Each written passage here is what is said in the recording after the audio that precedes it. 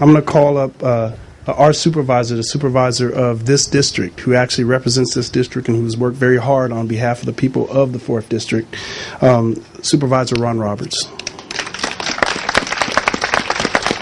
Thanks for coming, Ron. Appreciate you. No. Thank you, Councilman. I'm still recovering from that granddad comment, but I'm sure I'll get that later. we'll talk about that. Now, I want to say something, but combined with his comment, you're going to think I'm really old. I grew up in Linda Vista, and Linda Vista was a government housing project, and you lived side by side with people of all colors and didn't think about it when I was a youngster. Mm-hmm. And then I went on to school at Berkeley, and I saw that there were things going on in this country that got me concerned that, okay, you can't just sit and watch. You got to get involved in some things. And one of the organizations I joined years ago was the Southern Christian Leadership Conference. Tony read about these things in history. Being my grandson, I can tell you. But we were there when it was happening, and people were in the streets, and people were concerned about a lot of things. And for me, it was more than a message. It was a call to action that Martin Luther King Jr. really instilled on us. And we had this both fundamental belief that we could change the world. To see the young people that you're working with here, and Justin, your comments, Councilman Young better be glad he's going to be on the way out by the time you're qualified. That's right.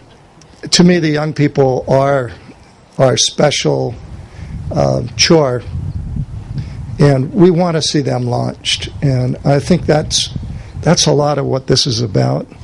We want to see that people are living together in harmony, but that everyone among us is going to have opportunity irrespective of where they came from, who their parents were, what color they were, what country they may have been from.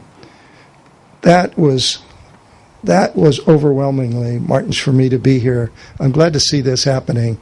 I'm not surprised that it's happening in Broadway Heights. And Robbie, I want to thank you and the entire board for what you're doing, especially setting an example for the young people of this community. Thank you.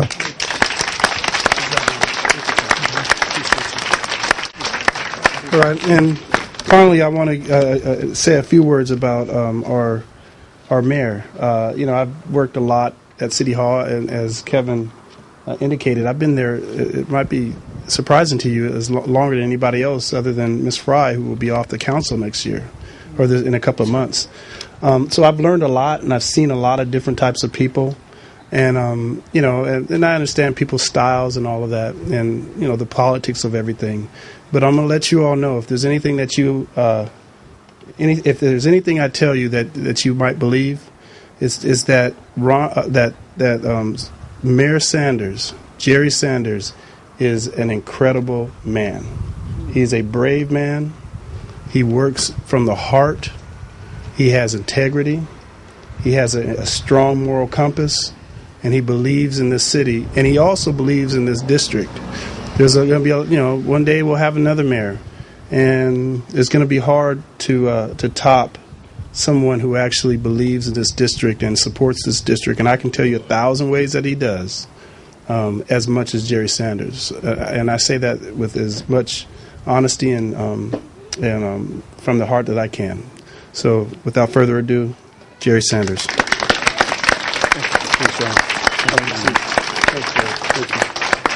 Thank you very much, Tony. It's an exciting day today, and when I think about community, when I think about a community involved, I always think of Broadway Heights. When I think about a block party that involves the kids and involves everybody in the neighborhood, I think of Broadway Heights. And when I think about leadership, I think about Broadway Heights. And I guess I wasn't surprised the other night. We lost an officer, and it affected everybody. But I wasn't surprised to see Robbie in the front row with a lot of people from Broadway Heights at the Candlelight Vigil on Monday night. Because this neighborhood and this community has always been the community that set the example for the rest of the city in terms of how you get things done. And that's by working closely. That's by mentoring our young people. That's by putting them in leadership positions, but it's also setting the example for them. And that's exactly what Broadway Heights has done through all the things that you do. And I can't thank you enough as a community member for what you do, for the example you set, for all those things you do. And I'll also tell you that Tony Young has been a great partner. And I know that Tony and I know everybody up here was, but Tony and I were especially affected last week. And that I told Tony that this has never happened in any community of San Diego when the entire community turned out to honor an officer. Never happened any place else that I'm aware of. And I told Tony he ought to be unbelievably proud of his community for the show of support that they gave us. And I think it made the officers feel unbelievable. It made the family feel unbelievable. And it just, once again, you set the example for everybody else. So to the youth leaders, and I'm sorry I missed the speech. My wife is at the Center for Children. And they had their walk this morning, and she said I had to come out and be charming for a change. So I had I had that family duty. I rushed home, took a shower, and got down here. But this is a great day, and I just want to thank the youth, and I want to thank the community for setting the example for the youth. Again, thank you, everybody. Robbie, I didn't forget you. I want to say thank you for all your leadership and the work that you have done.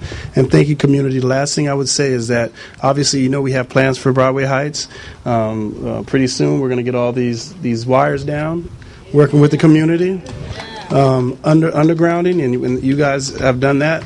And also the project that we're doing when it comes to our energy makeover in our community is in full focus. So God bless you all, and thank you for being here today.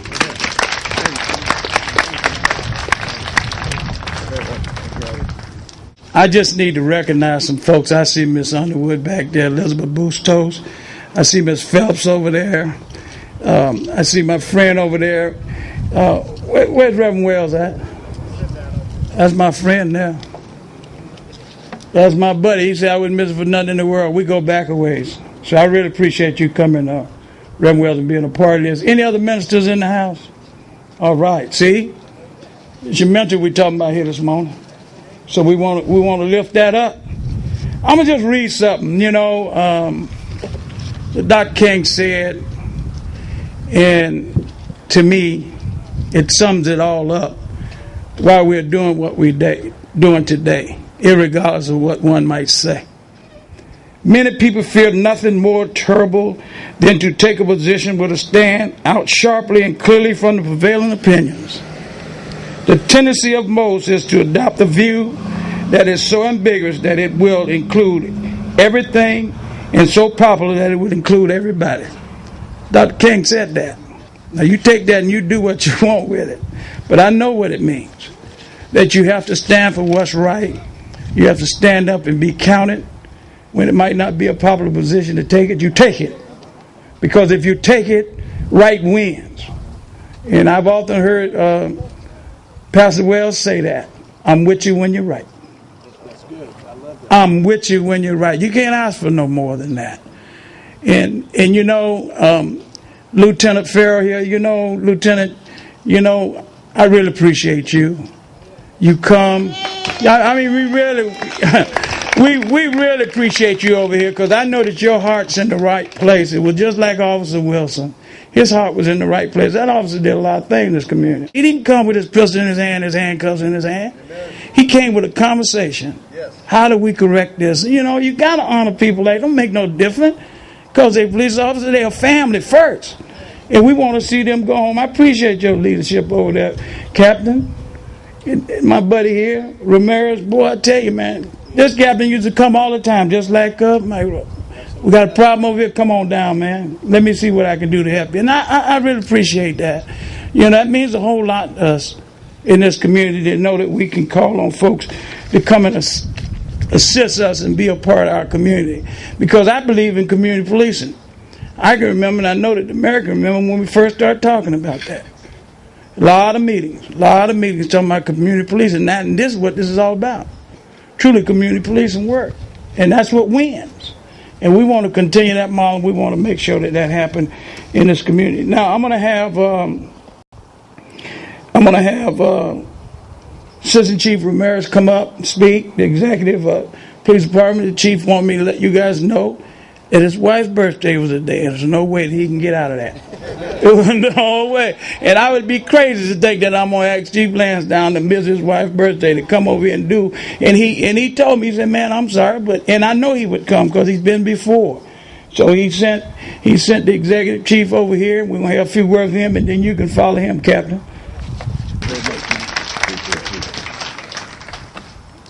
Good morning. It's our pleasure to be here today. First of all, I want to thank everybody. I want to echo what Mayor Sanders said as far as the candlelight vigil Monday night. I don't think the relationship between the community and the police department is any better than it is today. So I want to thank you for that and give yourselves a round of applause for that. You know, to find a street in this community, in this country, bearing the name of civil rights leader Dr. Martin Luther King, who was born January 15th, 1929, and died at the age of 39, April 4th, 1968, is no difficult task. After all, behind George Washington, no other American hero has as many street monuments named after him. And believe you, I checked. Streets named for Martin Luther King are important symbols. Like the civil rights movements they commemorate, these streets symbolizes both black empowerment and struggle. They provide windows into not only the historical importance of King, but also society's relative progress in fulfilling the civil rights leader's dream of racial equality and social integration. They pay a collective homage to the man who, in the minds of many, best symbolized the solidarity of his people. So if a measure of a man and his legacy are worth preserving, and the dedication of a street is a useful method of doing so, then I think of no better place to dedicate than to have that dedication than right here in Broadway Heights community.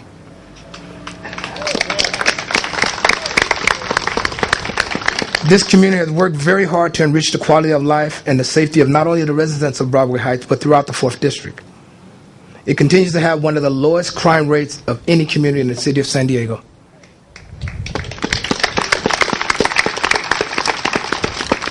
So along with Lieutenant Fair, and on behalf of the men and women of Southeastern Division, I want to thank Broadway Heights Community Council for allowing us to share this in this celebration. And we also want to congratulate the youth leadership team, Justin, Emily, Callie. Thank you guys so much for all that you do. You have made a wonderful accomplishment here today. Thank you so much. All right, you know, we're going to get an experience that I had, because when we went on the 2007 bus tour, there was a moment where I found myself in Martin Luther King's backyard, and my daughter-in-law and my grandson were there. Justin was there, his grandmother and his mother.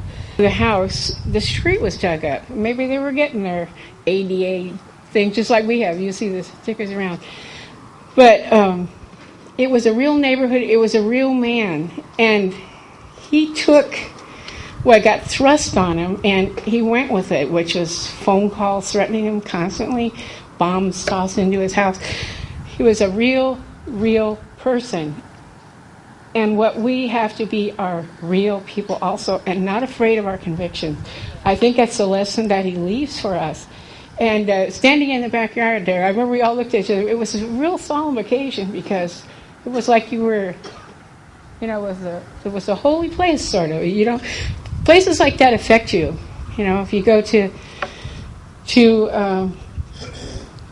New York, and where things have happened there, those places feel like something is different there. And it felt like that there. His house was only a few blocks from his grandfather's, his father's, and the church that he preached in. Only a few blocks from where he's buried. The whole atmosphere is different there. And I still feel it. I get emotional about Dr. King. And Robert's always part of his job. They're talking about neighborhoods. And I want to say something that Dr. King said, and I want to read it, because I've been in this neighborhood since we moved here 27 years, and I love my neighborhood. What's not to love, folks, right? Here's what Dr. King said. The true neighbor will risk his position, his prestige, and even his life for the welfare of others. He did that. He didn't just say it, he did it. In danger